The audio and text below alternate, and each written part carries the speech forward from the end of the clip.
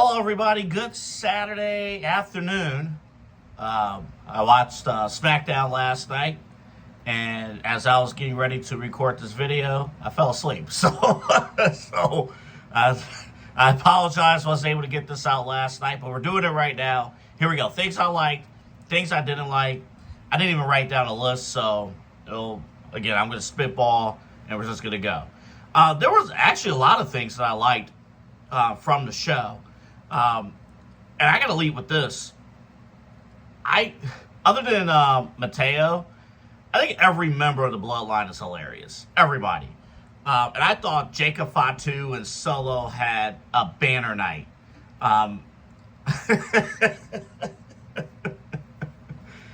You can tell Jacob Fatu waited for years to trash talk the police. It was great. And I just now thought about, his history anyway. So that I'm like, man, that was kind of funny. But if we ever want a little insight on what happens when a wrestling character doesn't feel like cooperating with the police, at least in the town that they were at last night, you get cheered. So, but the charisma, just great. And then Solo has really found his character. I'm pretty sure at the end of the year when we do our awards, and everyone does their awards, Solo will be the heavy favorite to win Most Improved Wrestler of the Year because his character is unbelievable. I remember talking on our show and Kyle having to talk me off the ledge like, Solo, I don't know. I mean, maybe they could be fine if they release him. You need a Solo on your show. He has the perfect...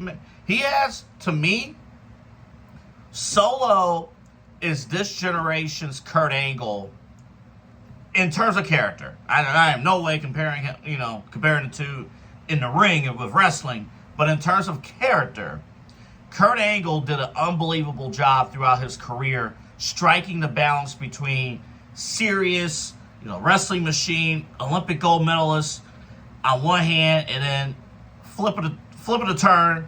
You need him as a lovable babyface. He's that comedy act, can knock it out of the park. Solo can do that in this generation, and for this generation, I have not seen anybody do it better. Flipping a switch between being serious, handling family business, and the comedic timing than Solo. I haven't seen it since Kurt Angle, but the entire family can do it. But I think Solo has really hit his stride. The storyline was fine. I mean, yes, maybe I would have loved, hey, was there actually a guy who, caused the car accident? Yeah, that would have been fine. But for a one episode thing, they're not trying to do anything like super serious with this. The whole point is to, again, put over Jacob Fatu, put Solo in prison. I like that Cody showed up at the beginning, and then, Cody again's in the scene. So it's just consistency throughout the show, and it's something that the writing team led by Triple H has done a complete 180 of compared to when Vince McMahon was booking. Everything's consistent. So they do a great job there. A couple other things I like. Obviously, Charlotte and Alexa, they're in their bag right now. They are in their bag. Everything's hitting. Everything they're doing is hitting. I was a little surprised that they did not win the tag titles at Evolution, but that's fine. Want to put over Raquel and Roxanne. Perfect opportunity to do that. And they are getting over. I can't wait for next week's match between Roxanne and Alexa Bliss. That's gonna be a fun match. But Charlotte and Raquel did a great job. And you see the size too. So that's more of a heavyweight style fight with Charlotte and Raquel. Next week we're gonna see two smaller ladies, probably a more, I want to say athletic contest, because again, Charlotte and Raquel can go at it in the ring. So character-wise, Charlotte and Alexa, they're in their bag. But hey, the Judgment Day have looked really good lately. In terms of character, I think everybody in the Judgment Day is hitting their strides as a character. It's weird. You know, you never take out somebody. Like, you don't get better by getting rid of great talent. But you could tell this is Liv Morgan's injury, a shot in the arm. Shot in the armor for the Judgment Day, for everybody else in the Judgment Day. I mean, you think about their journey lately. Not only Liv Morgan getting injured, but of course Carlito being released. So everybody's got to be on their bag, and they have been. For one night, Cody and Cena was a miss for me. It ain't end of the world miss, but and again, I'm trying to strike the balance between, is it a miss because John Cena is a heel and it's kind of a crapshoot, or is it a miss truly because I didn't like it? And using the term, it's a mix of both things can be true, it's a cop-out. It really is, on my end. It's a cop-out. But it might be true. It might be true. On one hand, I have to acknowledge John Cena's a heel. Everything John Cena said made sense. The one thing I didn't like, so here's where I can split it. John Cena throughout this retirement tour, since he's turned heel, slower talking, slower pitch, those kind of things. Think back to Chris Jericho 2008, suit and tie, slower pitch. I didn't like the fact with Cena when he was explaining the reason why he didn't intend on making SummerSlam.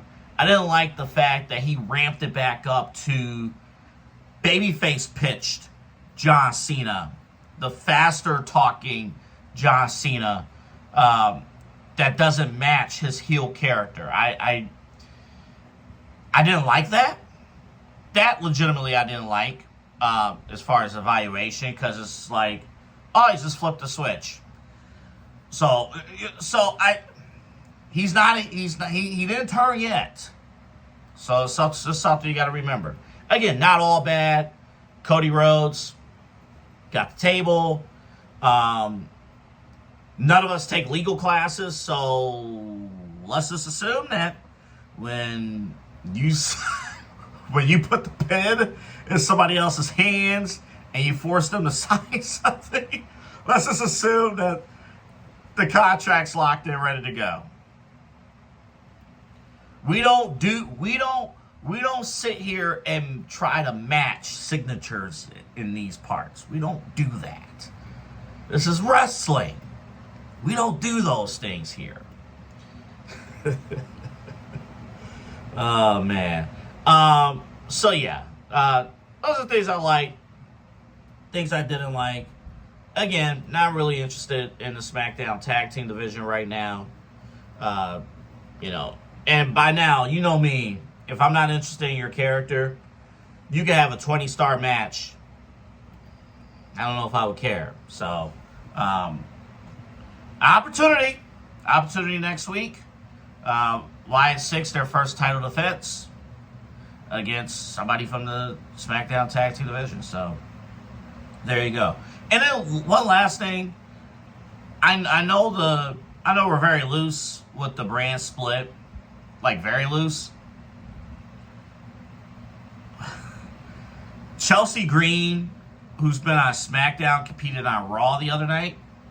And then last night, Stephanie Vaquer, who I thought was a Raw superstar, seemingly had a match on SmackDown. So are we just quietly just ending the brand split? I don't know. This doesn't make any sense. All right. But, I ain't gonna lie to you. It was great to see Stephanie on television. I'm not gonna be a hypocrite and be like, man, you shouldn't put her on. Again, she's really nice to look at. She's really good with eye contact. Really good.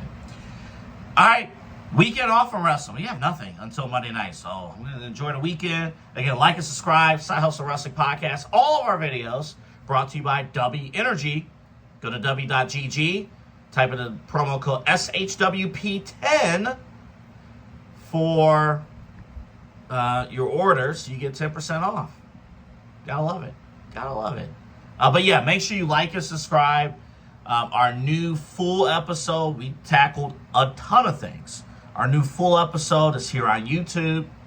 It's also on our Facebook page, Side Hustle Wrestling Podcast with AA and Kyle. You can find that on Facebook. And of course, shorts, short videos, stuff like that on Instagram, on TikTok at Side Hustle Pod 216 on TikTok, Side Hustle Wrestling, or Side Hustle Podcast 216 on Instagram. And we're going to fire up the Twitter again pretty soon. So, but yeah, that's that. After, 8 straight days of wrestling, we get a weekend off. So enjoy your weekend, and we're back at it Monday night for the Raw Reacts.